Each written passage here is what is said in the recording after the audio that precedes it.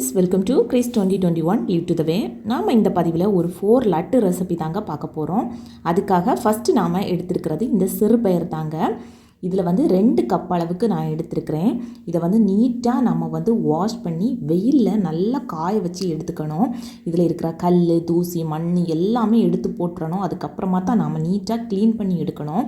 இதை ஒரு சீன்சட்டியில் மிதமான சூட்டில் வச்சு நாம் நல்லா இதோட கலர் சேஞ்ச் ஆகிறது வரைக்கும் நாம் வறுத்து எடுக்கணும். இதை வறுக்கும் போதே பார்த்தீங்கன்னா கமன்னு மனம் சூப்பராக வந்துக்கிட்டே இருக்கும். சைட்லேயே பார்த்தீங்கன்னா ஒரு 3 பெரிய சைஸ் கருப்பட்டி தான் எடுத்துருக்கிறேன். நாம் பாகு காய்க்கிறதுக்காக ஒரு அரை கப் அளவு தண்ணி விட்டு அந்த பெரிய 3 சைஸு கருப்பட்டி பீசஸை பார்த்தீங்கன்னா இந்த மாதிரி பாவு காய்ச்சறதுக்காக ரெடி ஆகிக்கிட்டே இருக்குது. இப்போ பார்த்தீங்கன்னா இந்த மாதிரி கலர் கன்சிஸ்டன்சி சேஞ்ச் ஆன உடனே அட் லாஸ்ட்டாக பார்த்தீங்கன்னா 3 ஏலக்காயை நாம் இந்த மாதிரி ஆட் பண்ணி அதையும் அந்த சூட்டில் லைட்டாக வறுத்து எடுத்துக்கணும். இதை ஒரு பாத்திரத்தில் நாம் கொட்டி நல்லா ஆற வச்சுக்கணும். ஆறுனதுக்கு அப்புறமா தான் நாம் இது மிக்ஸி ஜாரில் ஆட் பண்ணி நாம் இடிக்க போகிறோம். இப்போது அதே கடாயில் ஒரு கப் அளவுக்கு தேங்காய் துருவல் ஆட் பண்ணிக்கோங்க. என்கிட்ட துருவல் இல்லாததுனால குட்டி குட்டி பீசஸாக கட் பண்ணி மிக்ஸி ஜாரில் போட்டு தாங்க நான் இந்த மாதிரி லைட்டாக ஒரு பசில் விட்டு நான் இடித்து எடுத்துகிட்டு வந்திருக்கிறேன். அதையும் ஒரு கடாயில் போட்டு நல்லா செவுக்கிறது அளவுக்கு நாம் வறுத்து எடுக்கணும். இப்போ எல்லாத்தையுமே ஒரு பாத்திரத்தில் கொட்டி நாம் நல்லா ஆற வச்சுக்கணும். ஆறுனதுக்கு அப்புறமா தான் நாம் இதை மிக்ஸி ஜாரில் ஆட் பண்ணுறதுக்கு போகிறோம். ஸோ மிக்ஸி ஜார் நல்லா ட்ரையாக இருக்கிறது மாதிரி பார்த்துக்கணும். மிக்ஸி ஜாரில் ஆட் பண்ணி நல்லா பொடிசாக இடிச்சிட்டு வரணும். நல்லா நைஸாக இருக்கணும். இப்போது இடிச்சிட்டு அதுக்கப்புறமா இதை அரிக்கணும் அப்படிங்கிற எந்த ஒரு அவசியமே கிடையாது. இதை இப்போது ஒரு பாத்திரத்தில் கொட்டி நாம் லட்டு தாங்க பிடிக்கிறதுக்கு போகிறோம். பெட்டி அப்படின்னுனாலே பொதுவாக அதில் தூசி, மண், கல் எல்லாமே இருக்கும். ஸோ அதுக்காகத்தான் நாம் பாவு காய்ச்சிருக்கிறது. ஸோ பாவு காய்ச்சி நல்ல சூடு ஆறி இருக்கணும். அதுக்கப்புறமா தான் கொஞ்சம் கொஞ்சமாக அரிச்சு நாம் விட்டு கரெக்டான பதத்துக்கு உருண்டை பிடிக்கிறது அளவுக்கு வரும் வரைக்கும் நாம் எடுத்து நாம் இந்த மாதிரி நல்லா விரசி அதுக்கப்புறமா குட்டி குட்டியாக நாம் உருண்டை பிடிச்சி எடுத்துக்கிட்டால் போதும். ரொம்பவே டேஸ்டியான பருப்பில் லட்டு ரெடி ஆகியாச்சு. இதை நாம் வறுத்து ரெடி பண்ணியிருக்கிறதுனால ரொம்ப நாள் வரைக்கும் கெடாமல் இருக்கும். குழந்தைங்களாக இருக்கட்டும், பெரியவங்களாக இருக்கட்டும், இது ஒரு ஹெல்த்தியான ஒரு ரெசிபி அப்படின்ட்டுனே சொல்லலாம். நாம் ஈவினிங் ஸ்நாக்ஸாக கூட இதை எடுத்துக்கிட்டு வரலாம். குழந்தைங்களுக்கும் ஸ்நாக்ஸ் ரெசிப்பியாக நாம் இதை கொடுத்து விடலாம். செகண்ட் லட்டு ரெசிபி என்ன அப்படின்ட்டு பார்க்கலாம். அதுக்காக ஒரு பெரிய மிக்ஸி ஜார் எடுத்துக்கோங்க. மிக்ஸி ஜார் ஈரம் இல்லாதது மாதிரி பார்த்துக்கோங்க. ஒரு 3/4 கப்பு சீனி, அதுக்கப்புறமா 4 ஏலக்காய் ஆட் பண்ணி நல்ல நைஸாக அரைச்சி எடுத்துகிட்டு வந்துக்கோங்க. அதுக்கப்புறமா முந்திரி பருப்பு, கிறிஸ்மிஸ் பழம் கொஞ்சமாக எடுத்துக்கோங்க. முந்திரி பருப்பை பார்த்தீங்கன்னா பொடிசாக நாம் கட் பண்ணி எடுத்துக்கணும். இப்போ ஒரு கடாயில் ஒரு 2லிருந்து ஒரு 3 ஸ்பூன் பக்கம் பார்த்தீங்கன்னா நெய் ஆட் பண்ணி ஃபஸ்ட்டு இந்த முந்திரி பருப்பையும் கிறிஸ்மிஸ் பழத்தையும் போட்டு நல்லா நம்ம வறுத்து எடுத்துக்கணும். அந்த கிறிஸ்மிஸ் பழம் பார்த்திங்கன்னா லைட்டாக பொங்கி வரும். இந்த முந்திரி பருப்பு பார்த்திங்கன்னா லைட்டாக கலர் சேஞ்ச் ஆகும். ஸோ இந்த மாதிரி நாம் லைட்டாக நாம் வறுத்து எடுத்துக்கணும். இப்போ பார்த்திங்கன்னா நம்ம 3/4 கப்பு நம்ம சர்க்கரை எடுத்துருக்குறோம். ஸோ அதுக்காக 3 கப்பு நம்ம ரவை எடுத்துக்கணும். ஸோ அந்த 3 கப்பு ரவையுமே பார்த்திங்கன்னா நல்லா நாம் அந்த நெய்க்கு கூட நாம் விட்டு லைட்டாக நாம் வறுத்து எடுத்துக்க போகிறோம். இதோட கலரும் சரி, அதோட மணமும் சரி, ஃப்ளேவராக ரொம்பவே சூப்பராக இருக்கும். ஸோ அந்த அளவுக்கு நாம் வறுத்து எடுக்க போகிறோம். இப்போது 3 கப் ரவைக்கு ரவை வறுத்து வந்த உடனே அது கூடவே பார்த்திங்கன்னா 1 கப் அளவு தேங்காய் துருவல் அது கூடவே சேர்த்து நாம் அதையும் சேர்த்து வறுத்து எடுக்க போகிறோம். ஸோ லைட்டாக வறுத்ததுக்கு அப்புறமா நாம் ஆல்ரெடி இடித்து வச்சுருக்கிற சீனியை நாம் அதில் ஆட் பண்ணிக்கணும். ஸோ அதையுமே கூட போட்டு நாம் லைட்டாக வறுத்து எடுக்கணும். வறுக்கும்போது பார்த்திங்கன்னா அந்த சர்க்கரை உருகி வரணும் அப்படிங்கிற எந்த ஒரு அவசியமே கிடையாது. இப்போது இந்த ஸ்டேஜில் நாம் நல்லா காய்ச்சி ஆற வச்ச பாலை கொஞ்சம் கொஞ்சமாக ஆட் பண்ணி இந்த ஸ்டவ்லேயே வச்சு நாம் இப்படி கிளறி எடுக்க போகிறோம். அது என்ன பதத்துக்கு அப்படின்னுட்டு பார்த்திங்கன்னா நம்ம லட்டு பிடிக்கிற சைஸுக்கு நாம் அந்த கன்சிஸ்டன்சிக்கு நாம் அதை அப்படியே நாம் கிளறி கொஞ்சம் கொஞ்சமாக தான் ஆட் பண்ணணும். மொத்தமாக நாம் ஆட் பண்ணி அதை வேக வைக்கணும் அப்படிங்கிற அவசியம் கிடையாது. இடையில பார்த்திங்கன்னா ஒரு 1/4 டீஸ்பூன் வந்து கொஞ்சம் கொஞ்சமாக நெய் வந்து ஆட் பண்ணிக்கோங்க. நெய்யும் பார்த்திங்கன்னா ஆல்ரெடி நாம் வந்து ஆட் பண்ணியிருக்கிறோம். இதுக்கு மொத்தமாக ஒரு 3ல் இருந்து ஒரு 5 ஸ்பூன் பக்கம் மட்டுமே நமக்கு நெய் வந்து ஆட் பண்ணால் போதும், ஃபஸ்ட்லேருந்து லாஸ்ட் வரைக்கும்.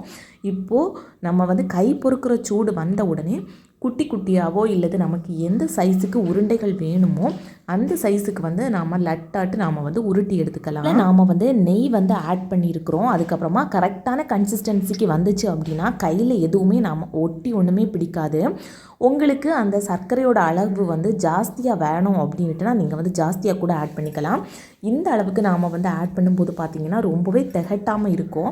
குழந்தைங்களுக்காக இருக்கட்டும் பெரியவங்களுக்காக இருக்கட்டும் ரொம்பவே விரும்பி சாப்பிடக்கூடிய ரவா லட்டு வந்து ரெடி ஆகியாச்சு.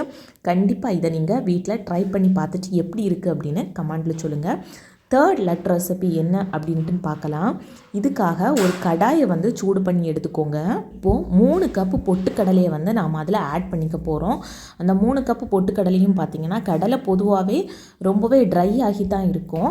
நாம் வந்து லைட்டாக மட்டும் ஒரு ஸ்மெல் வர வரைக்கும் லைட்டாக வந்து நாம் வந்து வறுத்து எடுத்துக்க போகிறோம். அட் லாஸ்ட் ஸ்டேஜில் வந்து பார்த்திங்கன்னா 1 ஸ்பூன் அளவுக்கு வந்து சுக்கு பொடி வந்து ஆட் பண்ணிக்கோங்க. 3ல் இருந்து 4 ஏலக்காய் இல்லது 3 ஏலக்காயே போதும். அதையும் வந்து ஆட் பண்ணி லைட்டாக நாம் ஒரே ஒரு கிளறல் மட்டும் நாம் வந்து கிண்டி எடுத்துக்கிட்டால் போதும். இப்போது பார்த்திங்கன்னா ஒரு கப் அளவுக்கு தேங்காய் துருவலையும் இந்த மாதிரி நாம் அதே கடாயில் வந்து தனியாக வறுத்து எடுத்துக்கணும். இப்போது ஒரு 5ல் இருந்து ஒரு 6 ஸ்பூன் மட்டுமே அது கூடவே சீனியும் நாம் ஆட் பண்ணிக்கணும். இந்த வறுத்த தேங்காயாக இருக்கட்டும் பொட்டுக்கடலையாக இருக்கட்டும் நல்லா ஆறுனதுக்கு அப்புறமா தான் நாம் வந்து மிக்ஸி ஜாரில் ஆட் பண்ணிக்கணும். இப்போது ஒரு பிஞ்ச் அளவுக்கு உப்பு, நாம் வறுத்து வச்சுருக்கிற பொட்டுக்கடலை, சுக்கு பொடி, அதுக்கப்புறம் ஏலக்காய் எல்லாத்தையுமே நாம் இந்த மாதிரி நல்லா நைஸாக அரைச்சி ஒரு பாத்திரத்தில் வந்து கொட்டி வச்சுக்கணும். இப்போது மீதி இருக்கிற பொட்டுக்கடலையுமே நல்லா இடித்து நாம் வந்து எடுத்துகிட்டு வந்தாச்சு. இப்போது ஒரு 1/4 கப்பு பதத்துக்கு பார்த்திங்கன்னா நெய் வந்து வெறுமனே சூடு பண்ணிக்கோங்க. அது நல்லா சூடானதுக்கு அப்புறமா உங்ககிட்ட என்ன நட்ஸ் இருக்கோ அதையும் நீங்கள் ஆட் பண்ணிக்கலாம். நான் இன்றைக்கி பார்த்திங்கன்னா சிம்பிளாக இந்த கிறிஸ்மஸ் பழம் மட்டும்தான் ஆட் பண்ணியிருக்கிறேன். ஒரு கைப்பிடி அளவு எடுத்து அதையும் ஆட் பண்ணியிருக்கிறேன். அது வந்து நல்லா இந்த மாதிரி பலூன் மாதிரி ஊதி வந்ததுக்கு அப்புறமா அதையும் நாம் வந்து ஆல்ரெடி இடித்து வச்சுருக்கிற அந்த பொட்டுக்கடலைக்கு கூட நம்ம வந்து மிக்ஸ் பண்ணிக்கணும்.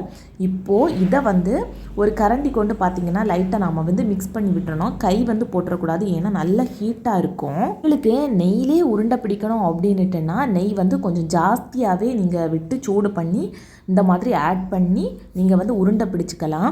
இல்லை அப்படின்ட்டுனா லைட்டாக சூடாக இருக்கிற தண்ணி கூட ஆட் பண்ணி லைட்டாக நாம் வந்து உருண்டை பிடிச்சி எடுத்துக்கலாம். நான் வந்து பார்த்திங்கன்னா ஒரு 1/4 கப் அளவுக்கு நெய் சூடு பண்ணி ஆட் பண்ணிக்கிட்டேன். இல்லை அப்படின்ட்டுனா பால் கூட பார்த்திங்கன்னா காய்ச்சி ஆற வச்ச பாலும் லைட்டாக நாம் வந்து தெளிச்சுக்கிட்டால் போதும். ரொம்ப அதிகமாக தெளிக்க வேண்டிய அவசியம் கிடையாது. அதையுமே ஆட் பண்ணி நாம் வந்து நல்லா மிக்ஸ் பண்ணி விட்டுட்டு இந்த மாதிரி குட்டி குட்டியாட்டு நம்ம உருண்டைகளாட்டு உருட்டி எடுத்தால் போதும். இந்த லட்டு ரெசிபி பார்த்திங்கன்னா ரொம்பவே டேஸ்ட்டாக இருக்கும். ஆல்ரெடி நாம் பார்த்த லட்டுவை விட இந்த லட்டு வந்து கொஞ்சம் எக்ஸ்ட்ராவே டேஸ்ட்டு வந்து ஜாஸ்தியாக இருக்கும். இப்போ 4th லட்டு ரெசிபி என்ன அப்படின்ட்டு பார்க்கலாம். அதுக்காக நான் இந்த பெரும்பயர் தாங்க எடுத்துருக்கிறேன். இது வந்து ஒரு 3 கப் அளவுக்கு நல்லா நீட்டாக க்ளீன் பண்ணி கல் மண் தூசி எல்லாமே நீக்கி வெயிலில் காய வச்சு அதையும் இந்த சேம் ப்ரொசீஜரில் தான் இந்த மாதிரி ஒரு வாணலியில் சிம்மில் வச்சு நீங்கள் இந்த மாதிரி வறுத்து எடுத்துக்கோங்க. அட் லாஸ்ட்டாட்டு இது வந்து நல்லா கலரெல்லாம் சேஞ்ச் ஆகி நல்லா வறுத்து வந்ததுக்கப்புறமா ஒரு 3 ஏலக்காய் வந்து அதே சூட்டில் வந்து போட்டு வறுத்து எடுத்துக்கோங்க. அதை தனியாக எடுத்து வச்சு இப்போது 1 கப் அளவுக்கு தேங்காய் துருவலையும் நாம் வந்து வறுத்து எடுத்துருக்குறோம். இப்போ 3 கப்பு வந்து பெரும்பயிருக்கு பார்த்திங்கன்னா ஒரு 3 சைஸு இந்த பெருசாக இருக்கிற அந்த வெல்லத்தை வந்து நான் வந்து எடுத்துக்கிட்டேன். அதையும் 1 கப்பு தண்ணி விட்டு நல்லா இந்த மாதிரி பாவு காய்ச்சி நாம் வந்து எடுத்துக்க போகிறோம். வெல்லத்துக்கு பதிலாக கருப்பட்டி கூட நாம் வந்து ஆட் பண்ணிக்கலாம். ஸோ இந்த வெல்லத்தில் வந்து பார்த்திங்கன்னா தூசி எதுவுமே இல்லை அப்படின்ட்டுனா நாம் வந்து அதை வந்து அரிச்சு எடுக்க வேண்டிய அவசியம் கிடையாது. இல்லை அப்படின்னா நம்ம வந்து அரிச்சு தான் எடுக்கணும். ஸோ எல்லாமே நல்லா சூடு ஆறுனதுக்கப்புறமா மிக்ஸி ஜாரில் ஆட் பண்ணி நாம் வந்து சூப்பராக பொடியாக நல்லா நைஸாக அரைச்சி எடுத்துகிட்டு வந்து ஒரு பவுலில் வந்து கொட்டிக்கணும். இப்போ கொஞ்சம் கொஞ்சமாக சூடு ஆறுனதுக்கு அப்புறமா தான் கொஞ்சம் கொஞ்சமாக நாம் அந்த கரைசலை வந்து ஆட் பண்ணி உருண்டை பிடிக்கிற சைஸுக்கு வந்த உடனே நாம் வந்து அந்த கரைசல் விடுறதை வந்து ஸ்டாப் பண்ணிவிட்டு குட்டி குட்டியாட்டோ இல்லது பெருசாவோ நாம் வந்து உருண்டைகளாக உருட்டி எடுத்துக்கிட்டால் போதும். இப்போ சூப்பரான ஹெல்த்தியான டேஸ்டான லட்டு ரெசிபி வந்து ரெடி ஆகியாச்சு. குழந்தைங்களாக இருக்கட்டும் பெரியவங்களாக இருக்கட்டும் எல்லாருமே விரும்பி சாப்பிடுவாங்க. ஈவினிங் ஸ்நாக்ஸுக்கோ இல்லை பிள்ளைங்களுக்கு ஸ்நாக்ஸுக்காகவோ இல்லை டெய்லி இதில் ஒவ்வொரு லட்டு வந்து நாம் செய்து வச்சுட்டு சாப்பிட்டுட்டு வந்தோம் அப்படின்ட்டுனா ரொம்பவே ஹெல்த்தியாக இருக்கும் நம்மளுடைய உடம்பு. கண்டிப்பாக இதை வந்து நீங்கள் ட்ரை பண்ணி பாருங்கள். உங்களுக்கு இந்த பதிவு பிடிச்சிருந்துச்சு அப்படின்னா லைக் பட்டனை ப்ரெஸ் பண்ணிக்கோங்க. இது தான் நம்ம சேனல் ஃபஸ்ட் டைம் பார்க்குறீங்கன்னா சப்ஸ்கிரைப் பட்டனை ப்ரெஸ்